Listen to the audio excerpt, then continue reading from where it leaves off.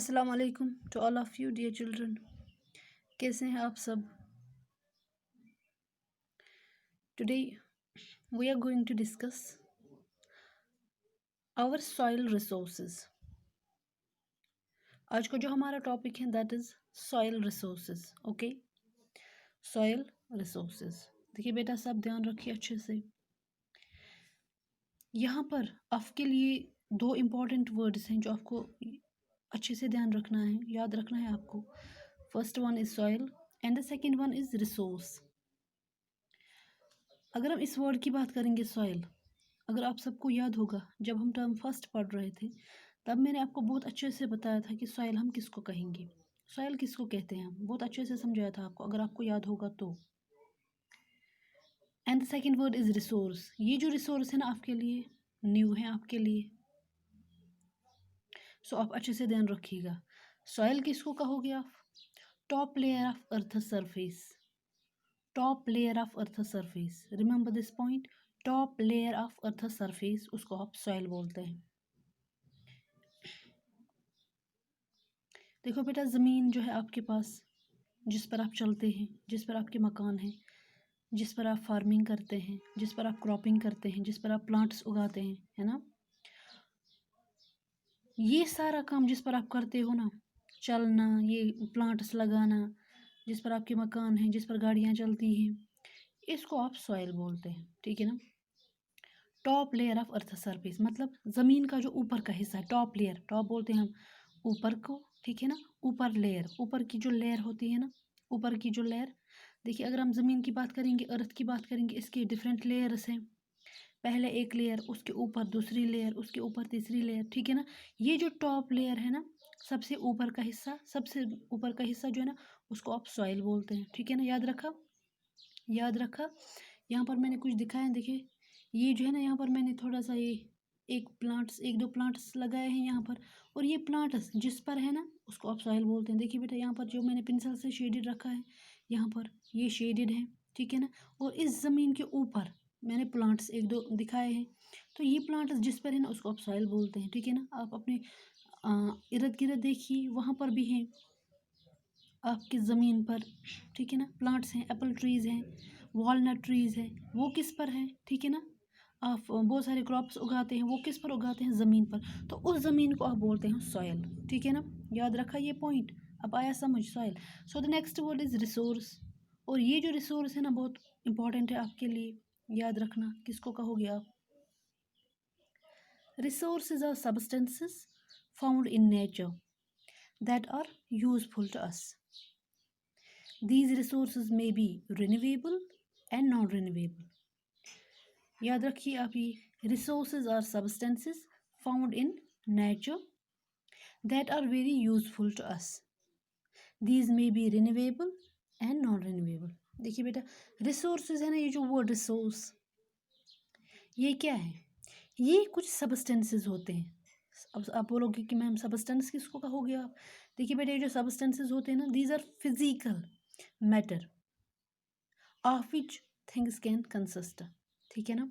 Substances होते हैं ना, ये कुछ फिजिकल मैटर होते हैं, कुछ ऐसी चीज़ें होती हैं फिजिकल मैटर। फिजिकल आप इसको कहोगे जिसका फिजिकल अपीयरेंस हो, जिसको आप देख सकते हो, जिसको आप टच कर सकते हो। ठीक है ना। तो कुछ ऐसी फिजिकल मैटर होते, ऐसी फिजिकल चीज़ें होती हैं जिनसे आप फिर बाकी चीज़ें बनाते हैं, उनको आप सबस्टेंसेस बोलते हैं। ठीक है ना। और ये कहाँ पर आप देखते हो? Found in nature. मतलब इसका मतलब ये है कि इसका, ये जो रिसोर्सेज होने में इंसान का कोई रोल नहीं होता, ये कुदरत की तरफ से होता है, ये नेचुरल होता है, नॉर्मल होता है। ठीक है। So resources are substances found in nature. इसका मतलब ये है कि ये जो रिसोर्सेज हैं ये कुछ ऐसी सब्सटेंसेस हैं जो नेचुरल है। ठीक है ना। कुछ ऐसी चीज़ें हैं, कुछ ऐसे गिफ्ट्स हैं हमारे लिए जो नेचुरल है, इनका इंसान के होने में कोई हाथ नहीं है। ठीक है ना। जैसे इंसान कोई चीज़ें बनाता है वो मैन मेड कहलाई जाती है, लेकिन ये जो रिसोर्सेज है ना ये नेचुरल होता है। ठीक है ना। That are very useful to us. और ये जो रिसोर्सेज है ना हमारे लिए बहुत ज़्यादा बेनिफिशियल होते हैं, हमारे लिए बहुत ज़्यादा फ़ायदेमंद होते हैं। ठीक है ना। These resources may be renewable and non renewable. अब इसका क्या मतलब है? ये जो रिसोर्सेज है ना, बहुत सारे किस्म के रिसोर्सेज है हमारे पास, बहुत सारे किस्म के रिसोर्सेज, वो हम देखेंगे अभी। तो कहते हैं कि ये जो रिसोर्सेज है ना, ये रिन्यूएबल भी होते हैं एंड नॉन रिन्यूएबल भी होते हैं। अब यहाँ पर दो पॉइंट्स हैं, first one is renewable and the second one is non renewable. अब ये क्या होते हैं, देखिए बेटा, रिन्यूएबल हम बोलते हैं ये कुछ ऐसे नेचुरल रिसोर्सेज होते हैं, याद रखिए आप, कुछ ऐसे नेचुरल रिसोर्सेज होते हैं जो रिप्लेश होते हैं, जो रिफिल होते हैं, जो बनते हैं in short period of time. अब इसका क्या मतलब है, देखिए बेटा, आपके पास कोई ऐसी चीज़ें हैं, फर्स्ट हम यहाँ पर देखेंगे ये renewable and non renewable discuss करने से पहले मैं आपको कुछ एग्जांपल्स दूंगी, रिसोर्सेज कौन कौन है। वाटर, आपके पास पानी है, ये किसकी तरफ से है, कुदरत की तरफ से ना, नेचुरल है ना वाटर। सो ये एक रिसोर्स है हमारे लिए, एक गिफ्ट है हमारे लिए, एक वसाइल है हमारे लिए, है ना, कुदरत की तरफ से। कोल जो ज़मीन के अंदर पाया जाता है, ये भी एक रिसोर्स है हमारे पास। ऑयल, तेल, ये भी एक रिसोर्स है हमारे पास। नेचुरल गैस, वो भी एक रिसोर्स है हमारे पास, जो आप कुकिंग गैस या फिर लाइटिंग गैस, ये जो आप यूज़ करते हैं, ठीक है ना। सॉयल, जो आपका ऊपर का ये है, ये भी एक रिसोर्स है हमारे पास, ठीक है ना। कॉपर, ये भी एक रिसोर्स है। डायमंड आपने सुना होगा, गोल्ड वो आपने सुना होगा। मिनरल्स, ये जो सारे एग्जांपल्स हैं ना, ये सारे रिसोर्सेज हैं आपके पास, ठीक है ना। रिसोर्सेज में अलग अलग किस्म के रिसोर्सेज होते हैं, नेचुरल रिसोर्सेज हैं, ठीक है ना, इकोनॉमिक रिसोर्सेज हैं, ठीक है ना, वो सारे अलग अलग रिसोर्सेज हैं, ठीक है ना। सॉइल रिसोर्सेज हैं, ठीक है, जैसे कि आपको इस यूनिट में भी एक रिसोर्स के बारे में पढ़ना है, दैट इज सॉइल। सॉइल जो है ना, ज़मीन, ये भी हमारे लिए एक रिसोर्स है, कुदरत की तरफ से, नेचुरल रिसोर्स है ना हमारे लिए कुदरत की तरफ से। सो इस यूनिट में आपको इसी रिसोर्स के बारे में पढ़ना है। किस रिसोर्स के बारे में, सॉइल के बारे में। और सॉइल क्या है, ये हमारे लिए एक रिसोर्स है, ठीक है, याद रखा। ये कुछ एग्जाम्पल्स हैं रिसोर्सेज के। यहाँ पर मैंने आपको वर्ड्स बताए थे, renewable and non renewable. Here we discuss what is renewable. देखिए बेटा, रिन्यूएबल मैंने आपको कहा कि ये कुछ ऐसे नेचुरल रिसोर्सेज हैं जो अगर आप कितना भी यूज़ करोगे उसे, फिर भी वो बनते हैं, वो कम नहीं होते हैं। कुछ दिनों के लिए वो कम होंगे, लेकिन उसके बाद वो फिर से अपनी तादाद में आते हैं, ठीक है ना, फिर से आते हैं। तो और इनके आने में इंसान का कोई रोल नहीं होता है, ठीक है। यहाँ पर मैंने आपको एक एग्जांपल बताई, वाटर, बताइए ना, वाटर, पानी जो आपके पास होता है, भले आप पानी कितना भी यूज़ करो, लेकिन वो कम नहीं होता है। हाँ, समहाउ वो कभी कभार कम हो जाता है बिफोर इसके due to lack of rainfall. तो वहाँ पर क्या होता है, कभी कभार पानी कुछ दिनों के लिए कम हो जाता है, लेकिन इट डजंट मीन कि पानी हमेशा के लिए ख़त्म हो जाता है, ठीक है ना। वो फिर से बनता है ऑटोमेटिकली, नेचुरल प्रोसेस, और आपके पास आ जाता है फिर से, ठीक है ना। Water is a renewable resource, क्योंकि ये बहुत कम वक्त में फिर से आपके पास आ जाता है, ठीक है ना, और इसमें इंसान का कोई रोल नहीं होता। समझ आया। वाटर क्या है, it is a renewable resource, जो रिप्लेश होता है, जो रिन्यू होता है, रिन्यूएबल, इसका मतलब रे होता है दोबारा से, है ना। यहाँ पर रे का मतलब होता है दोबारा से, रिन्यूएबल, रिप्लेश हो जाता है, रिफिल हो जाता है, बनता है in short period of time, ठीक है ना। जितना भी आप इसको यूज़ करोगे ना, उसी टाइम पीरियड में फिर से आपके पास आ जाएगा, ठीक है ना। समझ आया, renewable. The next one is non renewable. Non होता है नहीं, जो आपके पास रिफिल होता है, लेकिन जिस तादाद के साथ आप ये जो नॉन रिन्यूएबल रिसोर्स यूज़ करते हैं ना, उस तादाद के साथ ये फिर से वापस नहीं आते, ये फिर से रिफिल नहीं होते हैं, ये फिर से रिन्यू नहीं होते हैं। इनको फिर से बनने में थाउजेंड्स ऑफ ईयर्स लगते हैं, याद रखिए आप। ये बहुत ज़्यादा लिमिटेड सप्लाई में आपके पास मौजूद होता है, बहुत कम तादाद में आपके पास मौजूद होता है, ठीक है। ये जो नॉन रिन्यूएबल रिसोर्सेज होते हैं ना, ये भी आपके पास जितना आप इसको यूज़ करोगे ना, उस तादाद, उस टाइम पीरियड के साथ ये फिर से रिन्यू नहीं होते हैं। इनको फिर से बनने में थाउजेंड्स ऑफ ईयर्स लगते हैं, ठीक है ना। फॉर एग्जांपल, यहाँ पर एग्जांपल देखेंगे, कोल जो आप देखते हैं ज़मीन के अंदर पाया जाता है, जब आप ये कोल ज़मीन से निकालते हो, उसके बाद क्या होता है, इसको आप ज़मीन से आप जितना निकालोगे, उसको आप फिर आप बहुत सारी चीज़ों के लिए इस कोल को यूज़ करते हैं, ठीक है ना। आपने इसको एक बार ज़मीन से निकाला, ये फिर से नहीं बनेगा, इसको बनने में, डिकम्पोज होने में तकरीबन थाउजेंड्स ऑफ ईयर्स लगते हैं, ठीक है ना। तो आप ये कोल बहुत फास्ट यूज़ करते हैं, ठीक है ना, बहुत सारी चीज़ों के लिए कोल यूज़ होता है। आप क्या करते हैं कि इस कोल को ज़मीन से निकालते, उसके बाद बहुत सारी चीज़ों के लिए इस्तेमाल करते हैं, लेकिन जिन चीज़ों के लिए आप इसको इस्तेमाल करो, जितने टाइम पीरियड के, जितने टाइम के लिए आप इसको इस्तेमाल करो, उतने टाइम के लिए वापस आपके पास नहीं आएगा फिर से। इनको फिर से बनने में बहुत साल लगते हैं, थाउजेंड्स ऑफ ईयर्स लगते हैं, जितनी इंसान की एक उम्र भी नहीं होती है, ठीक है ना। ये ऑयल, तेल, अगर ये जो नेचुरल गैस जो आप कमाते हैं ये भी नॉन रिन्यूएबल है। ये कॉपर जो ज़मीन के अंदर होता है ये भी नॉन रिन्यूएबल है। डायमंड, हीरा, वो भी नॉन रिन्यूएबल है, ठीक है ना। ये मिनरल्स ये भी नॉन रिन्यूएबल है। अगर ये सारी चीज़ें रिन्यूएबल होती, मतलब अगर ये सारी चीज़ें आप जितने ज़मीन से निकालते, जितने खर्च करते, उतने ही टाइम पीरियड में वाटर की तरह आपके पास आते, फिर तो पैसों की कोई कमी ही नहीं होती है ना। फिर तो किसी चीज़ की कोई कमी ही नहीं हो, फिर इंसान जितना चाहे जो चीज़ इस्तेमाल कर सकता था, ठीक है ना। फिर तो हर एक इंसान के पास पैसे ही पैसे होते, ठीक है ना। सो ये जो सारी चीज़ें हैं ना, like coal, oil, natural gas, copper, diamond, minerals, ये सारे नॉन रिन्यूएबल रिसोर्सेज हैं। आप इनको जितना यूज़ करोगे ना, उतनी ही इनकी कमी आपके पास होगी, ये उतनी ज़्यादा आपके पास फिर से अवेलेबल नहीं होगी। तो ये जो सारी चीज़ें ना, ये लिमिटेड, बहुत कम तादाद में आपके पास होते हैं। अब समझ आया रिन्यूएबल किसको कहोगे और नॉन रिन्यूएबल किसको कहोगे, ठीक है ना। सो दिस, यहाँ इस यूनिट में आपको क्या पढ़ना है, सॉयल। और सॉयल क्या है, ये एक रिसोर्स है, आपके पास एक रिसोर्स है, नेचुरल रिसोर्स है। ज़मीन जो है ना आपके पास एक नेचुरल रिसोर्स है, याद रखना। सॉयल जो है नेचुरल रिसोर्स है। मैंने अभी कहा आपको कि बहुत सारे रिसोर्सेज हैं आपके पास, different types of resources, like natural resources, economic resources, ठीक है ना। और भी बहुत सारे रिसोर्सेज हैं आपके पास। तो यहाँ पर आपको देखना है सॉयल रिसोर्स। और ये सॉयल जो है ना, ये भी एक रिसोर्स है। सॉयल जो है रिसोर्स है, लेकिन कौन सा रिसोर्स है, नेचुरल रिसोर्स। याद रखा आपने, ये जमीन जो नेचर की तरफ से, समझ आया ना। सॉयल क्या है, एक natural resource. Remember this point here, important point है, ठीक है। और रिसोर्स किसको का हो गया, वो मैंने आपको यहाँ पर बताया है। तो अब आपको देखना है कि सॉयल फॉर्मेशन, इसका मतलब है कि ये जो सॉयल है ना, अभी मैंने आपको बताया सॉयल फॉर्मेशन। फॉर्मेशन होता है बनता कैसे है, आपको देखना है ये जो सॉयल है ना बनती कैसे है, ठीक है ना। बनती कैसे है, रिमेंबर दिस पॉइंट। फॉर्मेशन होता है ना बनना, किसी भी चीज़ का बनना, फॉर्म होना, बनना, ठीक है ना। सो अब आप देखोगे सॉयल फॉर्मेशन, ये जो ज़मीन का जो ऊपर का हिस्सा है वो बनता कैसे है, वो आपको देखना है, ठीक है ना। It is a long process, कहते हैं कि ये बहुत लंबा काम है।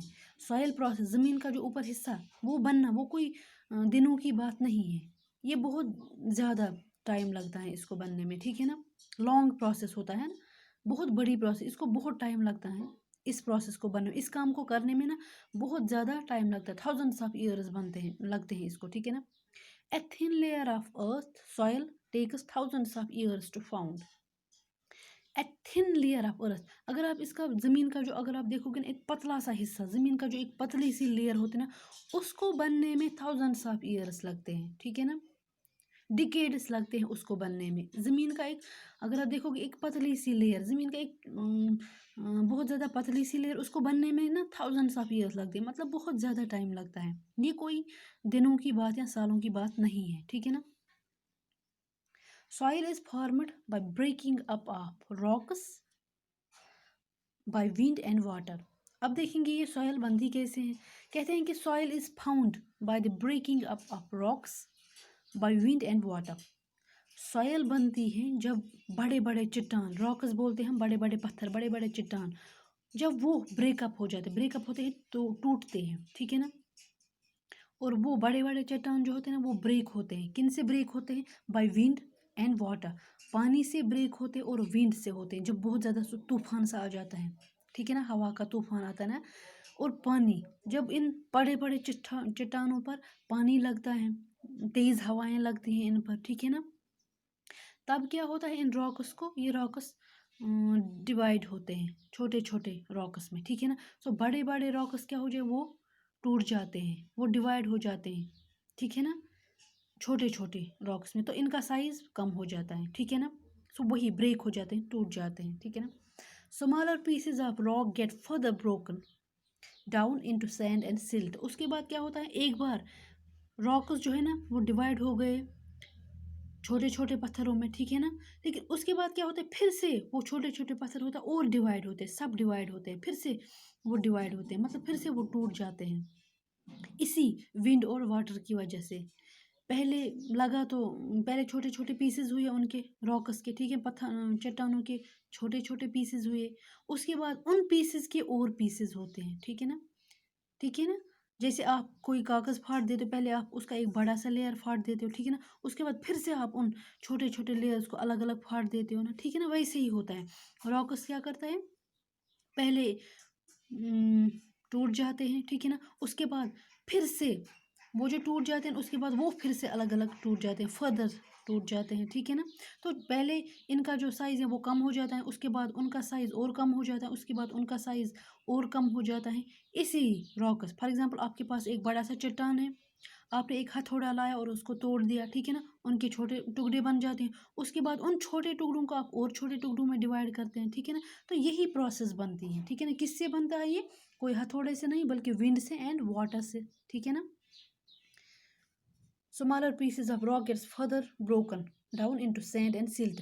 उसके बाद वो जो छोटे टुकड़े हैं ना उनको और छोटे टुकड़े में हम वो वाटर और विंड डिवाइड करता है, और वो क्या बनता है, सैंड, रेत बन जाती है, एंड सिल्ट बन जाती है। वो मैंने छोटी बहुत लूज सैंड कही थी आपको, ठीक है ना। तो ऐसे ही बनता है, ठीक है ना, पीसेस बन जाते हैं, उसके बाद उनको थोड़ी सी वो सैंड, रेत की टाइप शक्ल बन जाती है, ठीक है ना। These are then carried by wind and water from one place to another. और जब ये मैंने आपको कहा था कि रेत जो होती है, सैंड, जब उसको बहुत ज़्यादा तेज़ विंड्स आती हैं, हवाएं आती हैं, तो वो एक जगह से दूसरी जगह पहुंच जाती हैं, ठीक है ना। तो यही, जब ये सैंड और सिल्ट की शक्ल में आ जाते हैं, उसके बाद बहुत तेज़ हवाएं जब आती हैं, तब यही सैंड एंड सिल्ट एक जगह से लेकर दूसरी जगह पहुंच जाती हैं, ठीक है ना। तो इस तरह से ज़मीन का जो ऊपर का हिस्सा, ऊपर का लेयर बन जाता है, ठीक है ना। Finally, this forms the rich, fertile surface in which plants can grow and get nutrition. ठीक है। और क्या कहते हैं कि फाइनली यही रेत एक जगह से दूसरी जगह पहुंच जाती है, और ये रेत जो होती है ना बहुत फर्टाइल होती है, बहुत जरखेज होती है, ठीक है ना। सो यही फॉर्मेशन ऐसे ही बनती है ज़मीन का ऊपर हिस्सा। और ये कोई छोटी बात नहीं है कि कुछ दिनों में बन जाए। मैंने अभी कहा आपको कि ये थाउजेंड्स ऑफ ईयर्स लगते हैं, थाउजेंड्स ऑफ ईयर्स होते हैं, तब जाके ज़मीन का एक ऊपर का हिस्सा बन जाता है, ठीक है ना, एक लेयर बन जाती है। If soil is fertile why do we add fertilisers, ठीक है ना। यहाँ पर एक क्वेश्चन है आपके लिए कि अगर ज़मीन का जो ऊपर का हिस्सा जब एक बार बन गया, तो हमें क्या ज़रूरत पड़ती है कि उस ज़मीन को फिर फर्टिलाइज करने की। मतलब जब आपको पता है कि मैंने आपको बताया था, जो भी ज़मीन जितनी फर्टाइल होगी उस ज़मीन में उतने क्रॉप्स लार्ज क्वांटिटी में, लार्ज मिकदार में हमारे पास आते हैं। और जो ज़मीन जितनी फर्टाइल नहीं होगी, जरखेज़ नहीं होगी, हमारी सब्जियां भी नहीं उगती हैं, हमारे फल फल भी नहीं उगते हैं, और हमारे प्लांट्स भी अच्छे से ग्रो नहीं करते हैं, ठीक है ना। कहते हैं कि जब ज़मीन जितनी फर्टाइल होते हैं उतने पास हमारे पास क्रॉप्स आते हैं, ठीक है ना। सो याद रखिएगा आप, हम ज़मीन में क्या करते हैं, फॉर एग्जांपल जिस ज़मीन पे आपके मकान होते हैं उस ज़मीन को आप कुछ नहीं करते, लेकिन जिस ज़मीन में आपको प्लांटिंग करनी पड़ती है, क्रॉपिंग करनी पड़ती है, वेजिटेशन करनी पड़ती है, उस ज़मीन को क्या करते हैं आप, उस ज़मीन को आप फर्टिलाइज करते हैं। मतलब उसमें आप बहुत सारे खाद वगैरह डालते हैं ना, पानी वगैरह डालते हैं, ताकि जो आप यहाँ पर क्रॉप्स करोगे, उस वो जो वहाँ से वापस तादाद आ जाए वो ज़्यादा होगी, उनकी क्वांटिटी ज़्यादा होगी, ठीक है ना, ठीक है ना। तो यही, इसलिए हम ज़मीन में खाद वगैरह डालते हैं, ठीक है ना। और वो खाद फर्टिलाइजर्स बहुत सारे टाइप की होती हैं, जैसे खाद हम डालते हैं यूरिया, पोटेशियम क्लोराइड, ठीक है ना, ये सारे खाद के टाइप्स होते हैं, फर्टिलाइजर्स होते हैं, ठीक है ना।